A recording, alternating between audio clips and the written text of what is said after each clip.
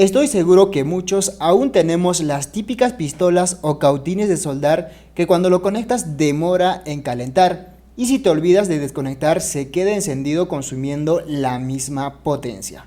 Confirmen, ¿a cuántos no les ha pasado que se olvidaron de desconectar el cautín cuando ya no están usando?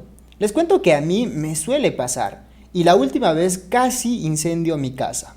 A consecuencia de ello me puse a buscar un buen cautín para evitar todo lo mencionado anteriormente y en AliExpress encontré este cautín de la marca GVDA.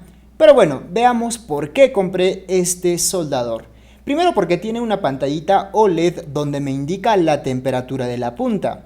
Segundo porque este cautín se puede regular la temperatura desde 80 a 420 grados centígrados. Tercero porque es capaz de calentar o llegar a una temperatura ideal para soldar en menos de 15 segundos.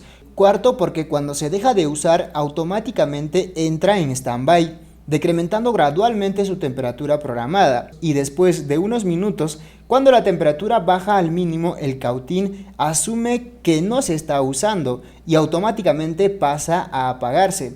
Evidentemente ya no hay nada de calor en la punta. Ahora para despertarlo o encenderlo, solo tienes que mover o tocar el cautín y verás que en menos de 10 segundos habrá llegado a la temperatura nominal para soldar.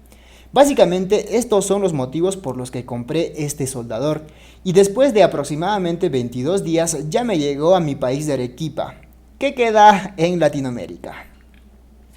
Y bueno, ahora veamos el unboxing del producto.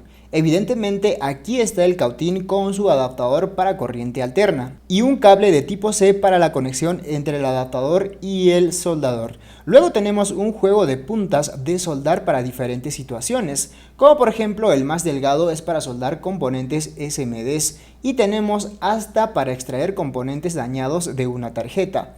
Luego nos mandan una base con unos tentáculos del Dr. Octopus para una mayor facilidad de soporte de una PCB. Y claro, para terminar nos mandaron un regalito de estaño.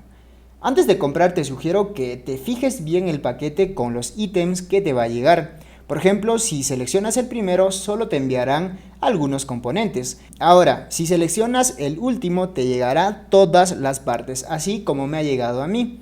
Aclarando esto, ahora vamos a pasar a configurar o a customizar el cautín. Evidentemente primero vamos a conectar, luego presionamos las dos teclas al mismo tiempo.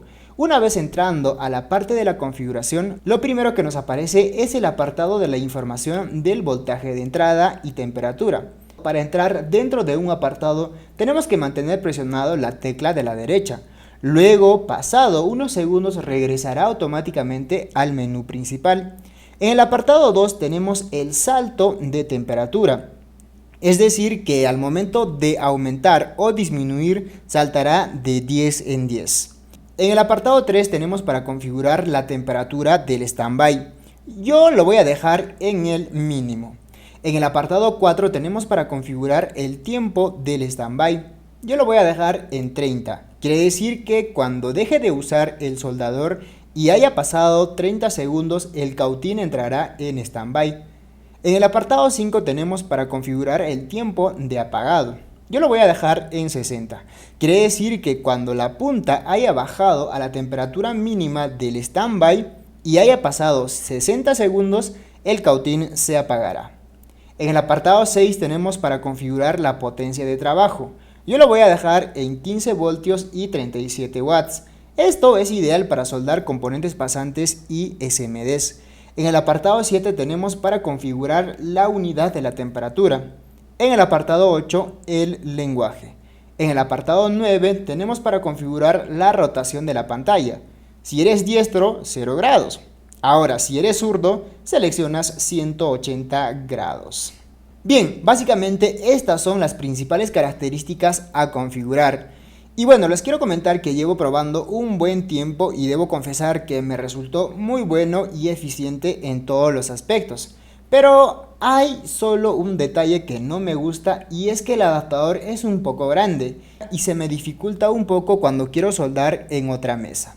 Asumo que el tamaño de este se justifica por la potencia que entrega a nuestro cautín, pero por lo demás funciona 100 de 100. Aquí les dejo unas imágenes soldando.